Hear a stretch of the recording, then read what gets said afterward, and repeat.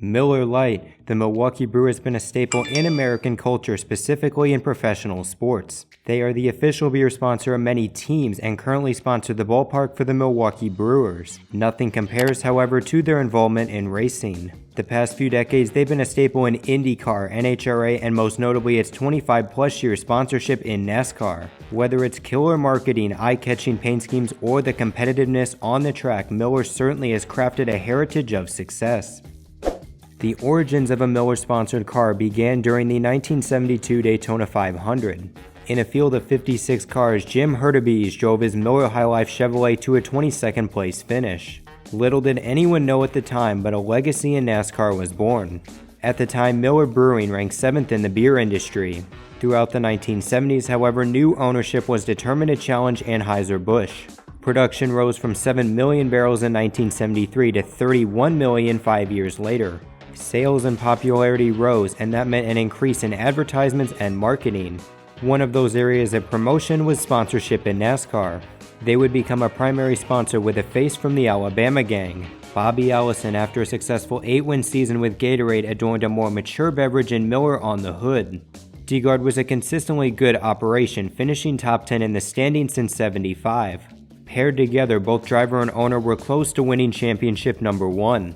The renumbered 22 signal changed, but the white and red Miller High Life colors kept the clean and simplistic mentality. That first season would end up as a championship one. 6 victories, including 3 consecutive at Darlington, Richmond, and Dover. With only one finish lower than 25th all season, the Miller car certainly gained attention from the TV cameras. It was capped off with the driver winning his first championship after nearly 20 years without one. As Allison entered his 50s, he remained competitive with both DeGard and the Stavola brothers in the mid to late 80s. After his big wreck in Pocono, Allison would never race a NASCAR Cup again. Ironically, his final race was titled the Miller 500. Fortunately, Miller already expanded to a second car with driver Bobby Hillin Jr. Driving the number 8 Miller American Buick, he was able to win his lone career race at Talladega. That's right, before Budweiser Red dominated Dega with Dale Jr., there was a number 8 Miller ride. Hillin wasn't bad, but he wasn't a championship contender consistently winning races. Miller also lacked the star power and marketability they had with Bobby Allison. That would result in change for 1990. The company would sponsor defending NASCAR Cup champion Rusty Wallace. The true irony behind this partnership was that Wallace was born and raised in St. Louis. The Gateway Arches were and continue to be the home of rival Anheuser-Busch. Nonetheless, it was a great move for both sides. Rusty Wallace had a top-tier sponsor, and Miller had a marketable driver representing a big market.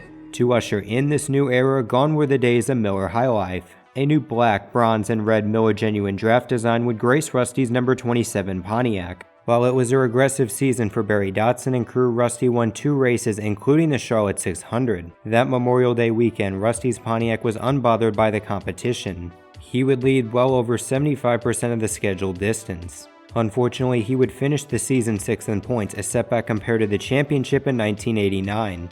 Once again, change would be on tap for 1991.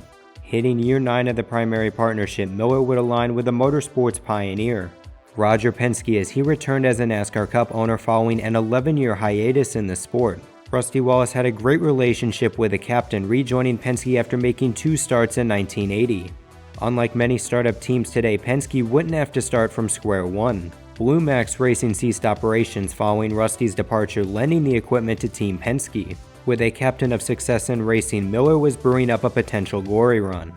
Now, the first 2 years of the partnership were mediocre, which was expected from a developing team. There were many freshman issues in 1999, which led to 10 DNFs due to crashes or mechanics. A 10th and 13th place ranking in points were mid-pack, but Rusty did win 3 races. Towards the end of 1992, Buddy Parrott took over the crew chiefing duties for the Miller ride. That resulted in Rusty taking the track by storm over the next 2 seasons. 18 victories in 61 races, averaging nearly 1 win every 3 starts. It was a spark to the back end of Rusty's prime. Remarkably, he lost the championship both seasons, watching rival Dale Earnhardt claim titles 6 and 7. Buddy Parrott departed after those 2 seasons, but Robin Pemberton would continue the success for the Miller crew. Not only were they heavily invested in a team, but they were a common entitlement sponsor. In the races where Miller sponsored the event, Rusty Wallace did a great job of putting the Miller car in Miller victory lane. 3 of the 6 years Miller sponsored the Fall Richmond race, the number 2 found its way into victory lane. Rusty also won the Miller 400 at Michigan in 1994 and again 2 years later. After utilizing the Miller branding in 1996, Rusty would rid the black and yellow colors for a new look. The two would get fitted in Miller Lite colors beginning with the Daytona 500. Light beers were gaining in popularity, so it was fitting to advertise it with a growing sport. Not only would it mark as the Blue Deuce era, but it was a consistent era as well. Never a surefire championship contender, but a rather consistent 7th to 10th place team. 6 of his 9 seasons with Miller Lite, Rusty finished in that range in points. He even finished lucky number 7 3 years in a row from 2000 to 2002. Mired in this stretch was his domination at the last great Coliseum. After losing the 2 prior Food City 500s with the superior car, Rusty put on a clinic during the 1999 running. The Miller Lite Ford Torres led 425 of the 500 laps en route to Rusty's 7th win at Bristol. During the 2000 season at Bristol, Rusty would sweep it clean, leading 365 of the 1,000 laps. 7 of Rusty's 9 Bristol wins came with the Miller colors. Even more impressive, 4 of which were won from the pole position. Anytime you thought of Bristol in the 1990s, you would commonly think of the number 2 Miller Lite Ford leading the way. Rusty's last call would be with Miller on tap, finishing 2005 with a chase appearance and an 8th place result in points. The season prior, a win at Martinsville paperclipped Rusty Wallace's resume driving the Blue Deuce. Now, he never won a championship with the Miller colors, but he's most certainly remembered and most recognized with the Miller Lite fire suit. 39 wins, nearly 71% of his career victories came with Miller gracing the hood. Throw in his mastery at short tracks and some killer ad campaigns, it was going to be hard to top that run. In August of 2005, Penske Racing South found the replacement driver for the Blue Deuce. Much like Rusty Wallace, a past champion in Kurt Busch would carry the Wisconsin brew. Despite his past controversies with Roush, the elder Busch brother was a highly coveted young driver. Developed strongly by Jimmy Fenning, he was considered one of the most talented drivers on the tour.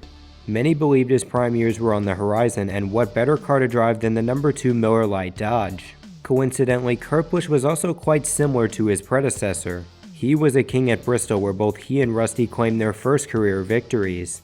It should be no surprise that his first win in the Blue Deuce came at the world's fastest half mile. That would mark as his 5th career win in Eastern Tennessee. Another track of success for the Kurt Busch era was the Charlotte Motor Speedway. Who could forget the gold Miller Lite paint job in 07 that was unfortunately junked by his younger brother? Fortunately, 3 years later, he would get his refreshments of victory. The number 2 Miller Vortex Dodge led the final 8 laps in the race to claim $1 million on that May evening. 8 days later, he returned to the Charlotte pavement for the Coca-Cola 600. After losing the Indy 500 to Ganassi that afternoon, Roger Penske needed some redemption. Kurt Busch would grant him that redemption, holding off Ganassi driver Jamie McMurray to win the race. All while Miller got some great TV exposure, leading 252 of the 400 laps en route to victory. Awfully familiar with winning on Memorial Day, this marked as Roger Penske's first 600-mile trophy.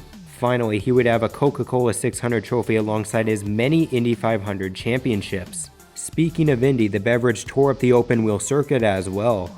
Miller painted Danny Sullivan's kart ride for the 1985 Indianapolis 500.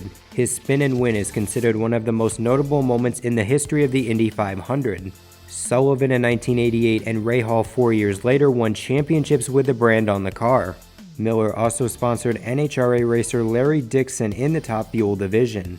Much like the NASCAR program, the Miller Hot Rod was a model of consistency. During the 11 seasons with Miller sponsorship, Dixon never finished outside the top 10 in points. He also won 2 of his 3 championships with the blue and gold, netting Top Fuel titles in 2002 and 2003. During 2005, Miller High Life also sponsored some Busch, now Xfinity races on Rusty's number 64. Rusty, Jeremy Mayfield, and Bill Elliott graced the colors for a couple of races, one of those for Rusty Wallace being the Wallace Family Tribute 250. That was Rusty's final race in his hometown of St. Louis, a race I got the pleasure of attending. So back on to Busch, his era would fizzle out after the 2010 season. Although he remained at Team Penske, he would double up and drive the Shell Pennzoil Dodge Charger. From an outsider's perspective, honestly, Kurt Busch's tenure was a bit of a disappointment. Now sure, he won 8 races, which was solid for the 48 era which Jimmy Johnson dominated. Yet the Miller Lite Dodge was never a surefire championship contender. Inconsistencies caused the two teams to miss the chase in both 2006 and 2008. Not to mention, Kurt Busch was kind of a diva at the time. It seemed like he was always fighting with crew chief Pat Tryson and Steve Addington, or even the captain Roger Penske. I would pinpoint that as the main reason as to why Kurt Busch never really succeeded at Penske. Anyways, the iconic ride was subtracted of a driver and once again had massive shoes to fill. Then on April 21, 2010, the third driver of the Blue Deuce was announced as Brad Keselowski. Born 412 miles from Miller's headquarters, the 26-year-old showed some promise as a racer. His 2010 season, however, was a tale of two seasons. On the Cup side of things, Brad struggled. His Sherpa Kyle Busch was the only memorable aspect of his rookie season. In the NASCAR Xfinity Series, however, he won a career-high 6 races and the 2010 championship. Given the proper guidance, he had some potential to win some races and become a serious contender. From a driver's standpoint, he fit well on Penske's roster with Kurt Busch. As the figure for Miller Lite, his youth made him a perfect spokesperson for the 21 to 34 male demographic. After struggling in the first half of 2011, a successful second half was on tap for Keselowski. He won 3 races and rallied from 28th in points, exiting the spring Richmond race. By the fall, he made the playoffs and finished 5th in the season standings. Miller was close to winning another championship for the first time in nearly 30 years, and BK was favored for success in 2012. All while former driver Rusty Wallace got elected into the Hall of Fame, the Blue Deuce returned to its former glory. 5 wins, including victories at Bristol, Talladega, and Kentucky. During the playoffs, the Miller No. 2 saw wins at Chicago and Dover on tap and went head-to-head for the championship. The team had its drinking moments but got through them with ease. 22 seasons in the making, Miller won its first championship with the Blue Deuce. It was fitting that the iconic ride marked as Roger Penske's first NASCAR Cup championship as well. Brad Keselowski ultimately was the one who stole the show. Drinking a large glass of Miller Lite, his interview on SportsCenter lives in infamy for NASCAR's faithful. What was it like having him? Yes, sir. Oh, it's great. He's not a fan. He's a doer. We did it. That's pretty simple, right, guys? We did it. You're on SportsCenter. I don't know if these people know they're on SportsCenter, but they're later tonight they're gonna say, "Hey, that was me." Honestly, it's clever marketing if you ask me. Since the championship, Brad Keselowski has stabilized with the Miller Lite colors. Miller Lite has seen victory 11 times, with Miller product Red's Apple Ale increasing the total to 13. While they haven't claimed another championship, Brad Keselowski kept them in contention. 2014 and 2016, the Blue Deuce was a championship heavyweight and advanced to the championship race in 2017. Couple in a new primary white look, the 2010s were arguably the strongest era for their NASCAR sponsorship. Now, while the Miller car was succeeding on Sundays, they were slowly pulling funding from the race team. 1 year removed from winning the championship, they ended their full season sponsorship. The blue and gold Miller colors would be on the car for 24 races and an associate for every race. Considering Roger Penske's philosophy with sponsors, I figured he wanted 2 to 3 companies as insurance. Both Alliance and Worth sponsored Sam Hornish Jr. in 2013 and needed a car to fund in 2014. Shell Pennzoil was already locked down to a long-term deal, so it makes sense to promote these two with Brad. Then in 2017, corporate heads at Miller continued to rinse away their NASCAR program. Sponsors like Auto Trader and Fitzgerald painted the number 2, and the white and blue Miller colors slowly appeared for only half the races.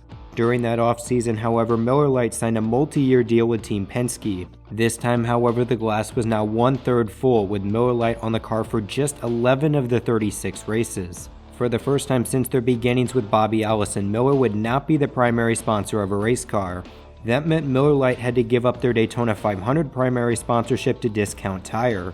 With Miller's absence in that race, it ended a streak for alcohol sponsorship in the Great American Race. Without an Anheuser-Busch car in addition, it marked the first time since 1982 without a beer-sponsored vehicle. In NASCAR, a fan base that mostly loves their alcoholic grains and starches, that was an unprecedented outcome.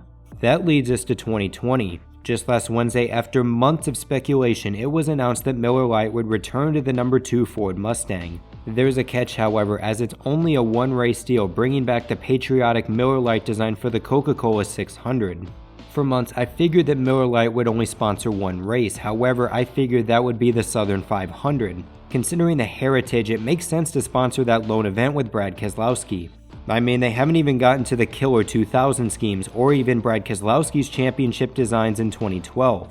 I mean, it's cool to have them back, yet by virtually ending their NASCAR sponsorship, I'd say this is where the Miller era ends. The Miller light colors won't be on the track much, nor will you see many promotional commercials or posters with Brad Keselowski.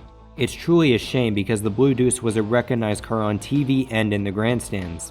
Over the past 2 decades, any driver of the Blue Deuce was known as the Miller driver. Nowadays, Brad Keselowski is the Discount Tire Alliance Worth, Straw-Tite, Auto Trader, PerkTech, Wabash National, and Dent's Wizard driver. Gives me a headache just saying that. None of those companies are even remotely close to the recognition of Miller. And honestly, this is just unfortunately another casualty of the diminishing full season sponsor. All great companies like Lowe's, Target, and Home Depot went through this, and it's just unfortunately a reality here in the 21st century. At the very least, considering Roger Penske's mentality, it seems like they have all the races funded. Nonetheless, Miller will go down as one of NASCAR's most iconic sponsors in history. 3 championship winning drivers, tons of wins, and great paint schemes won't be forgotten by NASCAR's most loyal. I'll certainly enjoy seeing the Miller ride during Memorial Day and remember the memories and heritage of the past 4 decades. So anyways, this is NRF signing out, and just remember, life's a beach and then you drive.